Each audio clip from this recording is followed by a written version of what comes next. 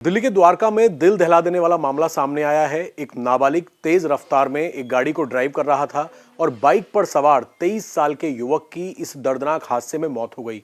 पूरा परिवार इंसाफ की मांग कर रहा है।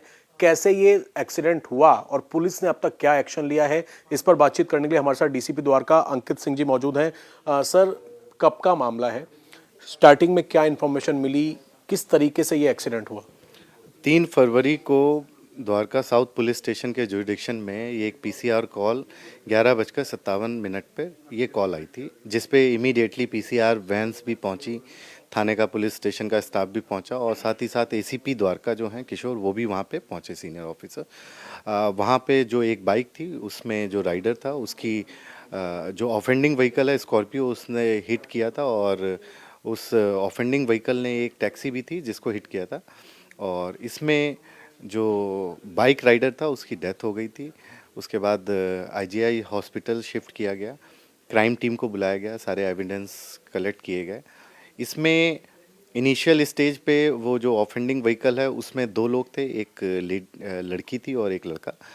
इनिशियल लड़के ने अपनी एज 19 साल बताई प्रिलिमिनरी इंक्वायरी में, जिसके चलते एफआईआर दर्ज करी।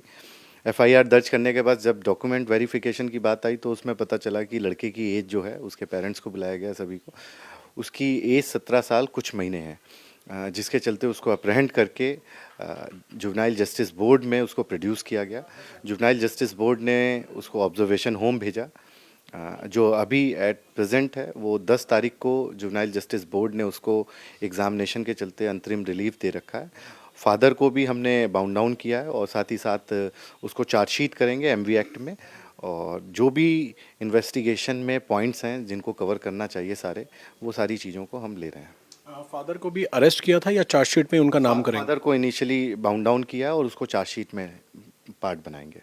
सर, जब ये दोनों चला रहे थे गाड़ी, क्या इन लोगों ने मौके पर ऐसी कोई बात बोली कि तुम मेरा कुछ भी कर लो, मेरा कुछ नहीं कर पाओगे और ये मेरी गाड़ी का पहला काउंट है कि मैंने पहले किसी को हिट किया है, इस तरह की बातें आरोपी की तरफ से मौके पर बोली गई? नहीं, ऐसा तो अभी किसी तरीके का कोई ना इन्वेस्टिगेशन में आया है। और जो रील वाली बात है, तो कई वीडियोस हैं, उसको एग्जामिन करना बाकी है। एक वीडियो जो देखा गया उसमें जो लड़की है वो वीडियो रिकॉर्ड कर रही है और अभी फर्दर जो उसके और वीडियोस हैं उसको एग्जामिन करना बाकी है। फैमिली ये एलिगेशन लगा रही है कि हालांकि बात आपने क्लियर कर दी 19 साल वाली, लेकिन फैमिली ये कह रही है कि ये लोग इस तरह की कंटिन्यूस रील्स बनाते थे, बहन रील बनाती थी, भाई तेज गाड़ी चलाता था और ये पहला इंसिडेंट नहीं है, इस तरह की ये कंटिन्यू रील्स बनाते थे और इसी वजह से ये एक्सीडेंट हुआ है। देखिए, जो डिजिटल एविडेंस हैं उनको भी पार्ट ऑफ इन्वेस्टिगेशन बनाया गया है। रही बात उसके पहले रील बनाते थे, वो सारे उसके वीडियोस हैं, उन सभी को एग्जामिन किया जा रहा है, वो पार्ट ऑफ इन्वेस्टिगेशन बनेगा। उस समय जब ये इंसिडेंट हुआ उस समय भी वीडियो एक रिकॉर्ड कर रही थी सिस्टर, उसको भी इन्वेस्टिगेशन का ही पार्ट बनाया जा रहा है।